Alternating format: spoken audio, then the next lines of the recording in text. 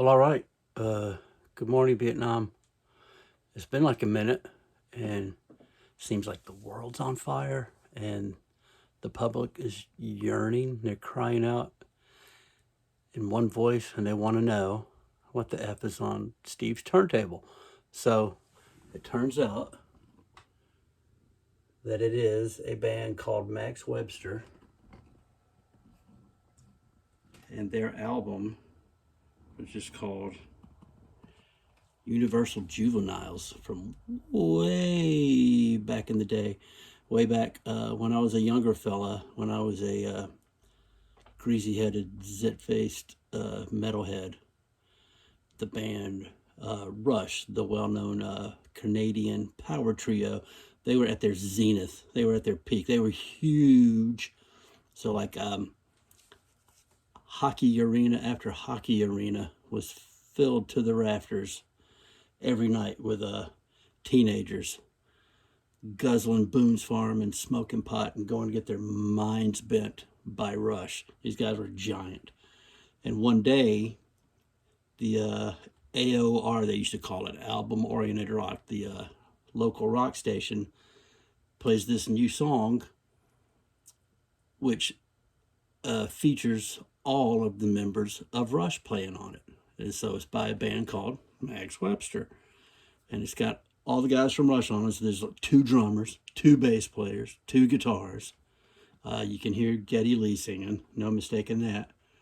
And it's this tune called Battle Scar, which is like slow and sludgy and grungy.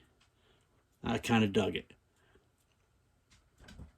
And so, streaming back then, you had to kind of make an educated choice and go down to the record store and plop down your money, and take your chances. So I went and bought this record and bring it home, and hardly any of the other songs sound like Battle Scar, but they are really cool.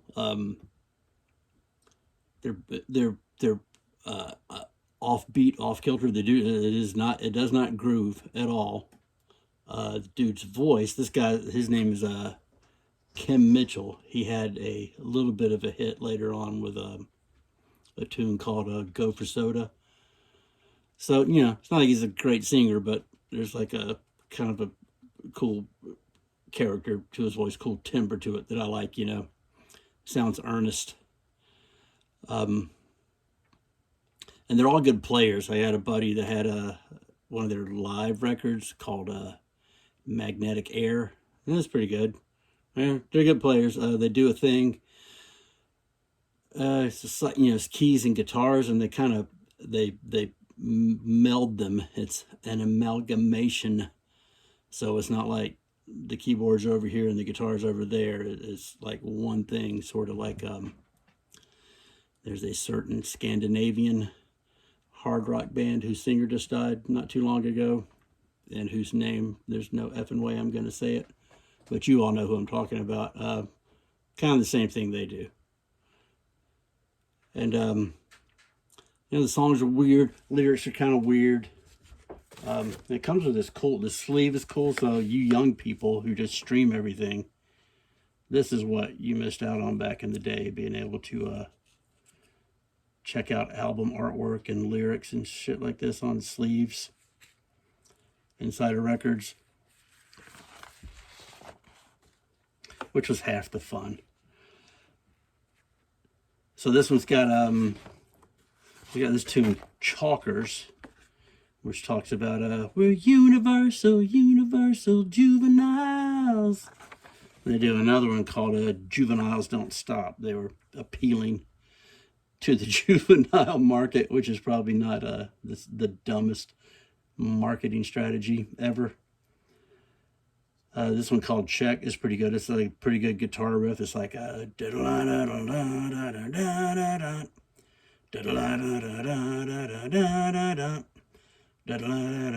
a pretty cool tune.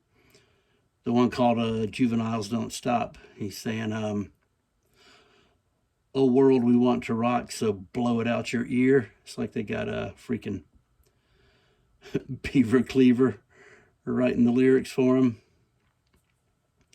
Here's a Battle Scar, that one, which is like, I mean, it is a good song. It's a fucking killer song. And some of them, there's this one, this one's quite melodic. It's got a little intro, and then it breaks down to just an acoustic guitar, and he's singing, the day seems longer when your head is hanging down, down, down, down, and you're taken to the back streets, looking for something lost, finding something found. That one's got a pretty good melody. Like I say, they're not groovy songs. I want to say it's not a jazz element. That's not the right word. I don't know. But it's not strictly a pentatonic blues scale kind of modality. They throw in some different stuff. And yeah, this one, Driving Desire, that one's really good. And then there's one, where'd it go? This one is called April in Toledo. So this is what a dumbass I am. I thought he's talking about hanging out in Toledo in the month of April. I thought it was like, I was walking in the park one day in the merry, merry month of May. I thought it was like that. It took me years, decades to realize that, oh, he used to bang a chick and her name was April and she lived in Toledo, and he wrote this song about her. And that one's a good song.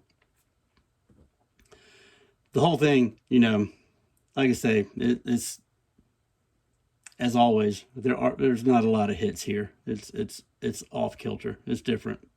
It's weird. So I love it. I have worn this mother effer out as a paper thin piece of vinyl. It's on the Mercury label. So I guess all the budget for vinyl was going to freaking like Kiss and Donna Summer back in those days. But and I mean, if you can find one, I don't think I've ever seen one besides this one.